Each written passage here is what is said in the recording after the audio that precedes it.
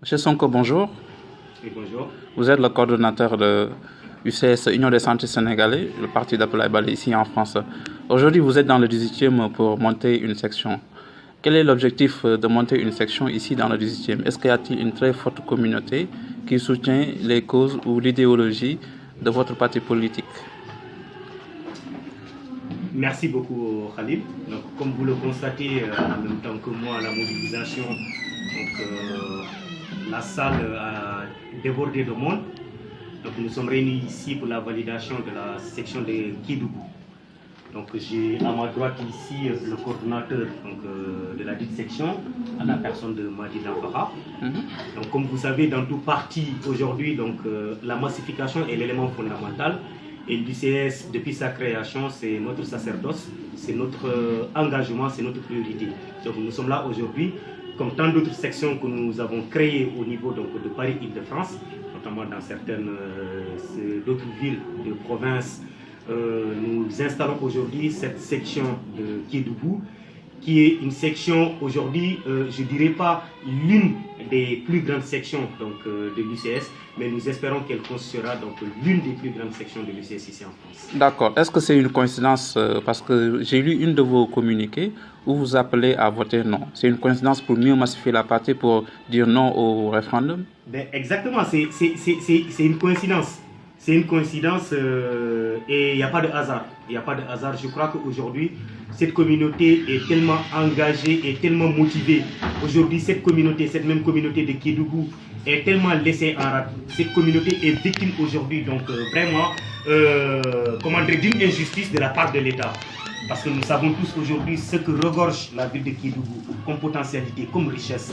Mais on a l'impression qu'aujourd'hui, cette richesse profite plus à l'État du Sénégal, je dirais aux autorités des tenants du pouvoir actuel, que les populations qui sont censées en bénéficier. Donc aujourd'hui, c'est une coïncidence, mais ce n'est pas un hasard. Et le mot d'ordre qui a été lancé ici, c'est le non, c'est le vote massif du non le 20 mars. Et je crois que nous avons notre partition au niveau du Sénégal. Nous allons appeler les parents, nous allons les sensibiliser à voter massivement pour le non. D'accord, revenons à la question référendaire. Êtes-vous déçu ou surpris ou tout simplement vous attendiez à ce que le président se dédise? Mais écoutez, le président c'est déjà dédit. Donc je ne vois pas l'intérêt d'interpréter autrement cette question dans la mesure où la position du parti a été déjà déclinée. La position de l'UCS aujourd'hui, elle est claire. Donc l'instance suprême qui est le comité exécutif national a pris la décision, c'est de voter le non. Maintenant, pour ce qui est que le président Macky Sall revienne sur sa décision pour le vote, c'est une décision qui n'engage que lui.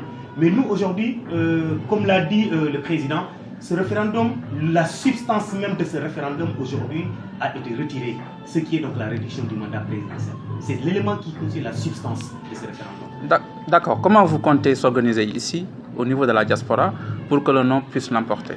L'organisation, c'est de sensibiliser nos parents au pays. Dans la mesure où nous ne pouvons pas participer, mais nous allons sensibiliser nos parents. Donc nous allons appeler nos parents et dès aujourd'hui, avant de sortir de cette salle, il y aura une décision qui sera prise avec l'ensemble des camarades. Donc nous allons appeler au pays, sensibiliser les parents à voter non. D'accord. Est-ce qu'il y a une mission particulière qui est assignée à cette nouvelle section que vous venez de monter ici dans le 18e? Non, la mission c'est celle qui est assignée à toute autre section. Donc voilà, c'est de continuer à massifier. Parce que cette section, aujourd'hui, d'ailleurs la salle, on a plus de monde normalement que le quorum qui était prévu pour la mise en place de la section. Donc nous avons plus de monde. Donc cela prouve qu'aujourd'hui ils sont partis pour installer 2 voire 3 sections. Donc eux, c'est clair, leur engagement, on les a déjà trouvés dans une dynamique, dans un engagement. Et là, nous sommes là aujourd'hui vraiment pour les encourager et les appuyer dans ce sens. Donc leur mission, c'est de continuer à massifier et aussi de sensibiliser, que ce soit ici, parce que le travail, ce n'est pas que ici.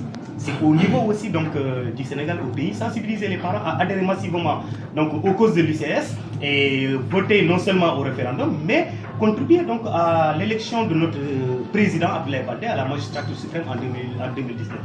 Et avant 2019, il y a une autre échéance qui se profile, 2017, ce sont les législatives. Donc je crois que là aussi il y a un travail à faire et nous allons aussi donc, nous fixer des objectifs pour travailler dans ce sens. D'accord. Si la volonté du président Macky Sall s'est matérialisée à ériger la diaspora comme une circonscription électorale, est-ce que vous êtes prêt à participer aux législatives? Votre formation politique? Oui, dans ce cas, ça sera un débat interne. Parce qu'aujourd'hui, je parle au nom d'une structure. Donc, tout ce qui engagera la structure, je ne peux pas avoir une position donc, personnelle. Je crois qu'en ce moment, c'est le parti qui va prendre les décisions, donc les instances du parti. Mais là, par rapport donc, à cette question précise, je laisse ça donc, à l'appréciation du parti, des instances du parti. Je suis avec des camarades qui sont ici. Donc là, pratiquement, donc, le cadre du bureau exécutif est ici présent. Donc je crois que s'il y a concertation, ça viendra donc, de l'instance suprême et puis donc, ça va se poursuivre au niveau des bases. D'accord. Ebou Sonko, je rappelle que vous êtes le coordonnateur de l'UCS, Union des centristes sénégalais, ici en France. Dakar Matin vous remercie pour cette interview. Je vous remercie, Khalid.